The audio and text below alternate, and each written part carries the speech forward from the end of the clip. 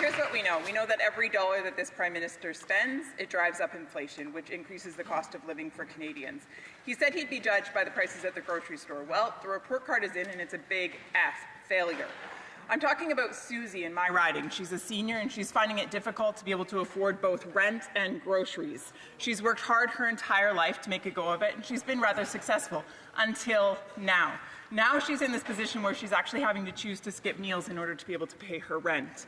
That's not right. We live in Canada. It's the richest country, one of the richest countries in the world. Why is it that under this government, people like Susie are struggling so much?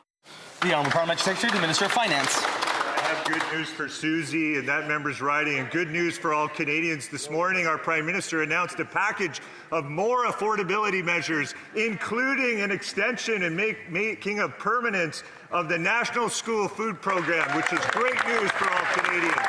This is a program that feeds 400,000 more kids per year. I know the member opposite has voted against this program in the past, but I can't understand how she can stand up here and try to lecture the Liberal Party on standing up for Canadians on affordability.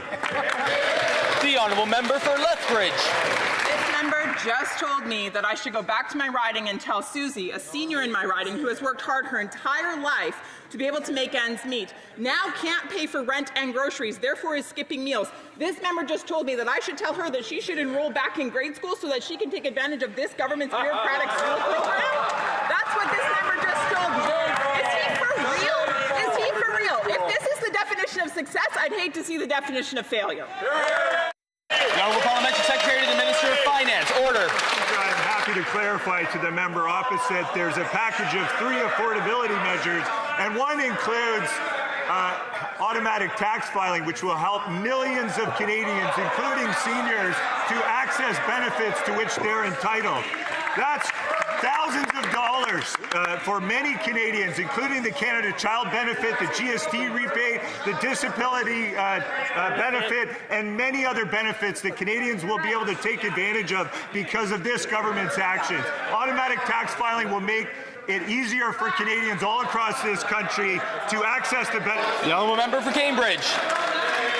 Mr. Speaker, the Prime Minister said Canadians should judge him by the cost at the grocery store. Well, they have, and he's failed. In Cambridge, the food bank saw over 23,000 visits last year, a 114% increase. Wow. 1/3 of those visits were children and youth, and 43% were first-time users, families who's never used the food bank before, now lining up for food. Even people with jobs can't afford groceries because the Prime Minister continues to take their lunch money to wine and dine abroad. If this is what success looks like to the Prime Minister, what does failure look like? The Honourable Parliamentary Secretary. Wow! In addition to 60,000 net new jobs added to the Canadian economy, we've now announced more affordability measures for Canadians that will put money in their pockets. A national school food program made permanent for in perpetuity will benefit Canadians to the tune of $800 per year. That's helping put food in hungry bellies of kids all across Canada. I can't understand how the Conservative Party can try to lecture us about food bank lineups and then stand up and vote over and over in this House against feeding hungry children. Gentleman member for Cambridge. Mr. Speaker, that wasn't an answer. This government took food off Canadian tables, then built a bureaucracy to take credit for giving some of the crumbs back. They talk about all these programs, but if they were working, then 1/3 of the people using food banks in Cambridge wouldn't be children. In my community, I've met parents who are working full-time, still skipping meals so their kids can eat. They're not failing, they're being failed. So on their behalf, I'll ask, why is it no longer a guarantee that a full-time job will put food on the table for families? No, Parliamentary Secretary. Mr. Speaker, we know that income security actually touches a lot of people in Canada. It's one of the reasons why today we've announced that the National School Food Program, a program that is going to help feed nearly 500,000 kids, is being made permanent. That program is going to save families up to $800 a year. But we're also making progress on another important driver of income insecurity, and that is housing. We're going to be building affordable housing at a scale that not seen since the World War II. If the member opposite cares about affordability for families, then they need to get on board and help us build the housing, bring down the rent, bring down the costs. That will help. The Honourable Member for York Centre. Just before the Prime Minister left Brookfield, he made sure that Brookfield headquarters left for the United States. The Prime Minister loves creating jobs in the United States. That's why youth unemployment rose in September to 14.7%. In Ontario alone, 17,000 young people lost their jobs. In fact, youth employment rate is sitting at a level not seen since 1999, with brief exception for the pandemic.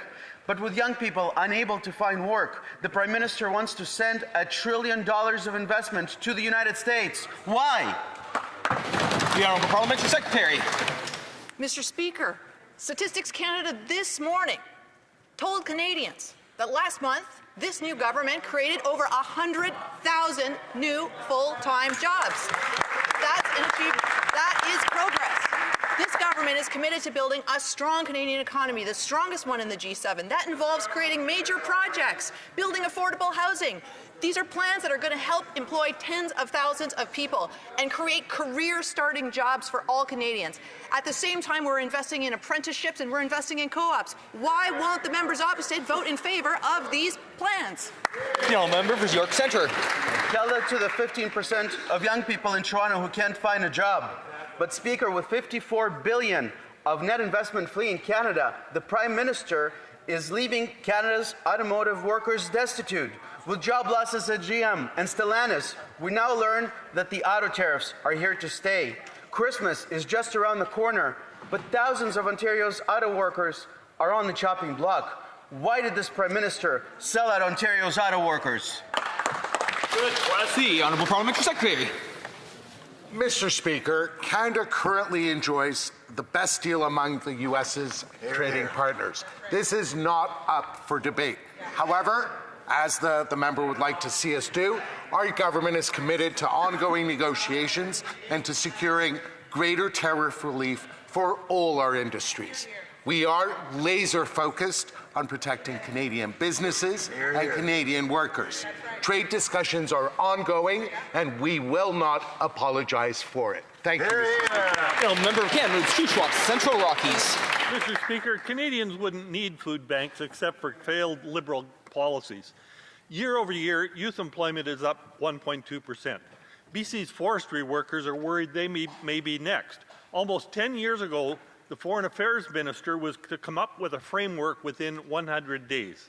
And this new Prime Minister promised, quote, to negotiate a win.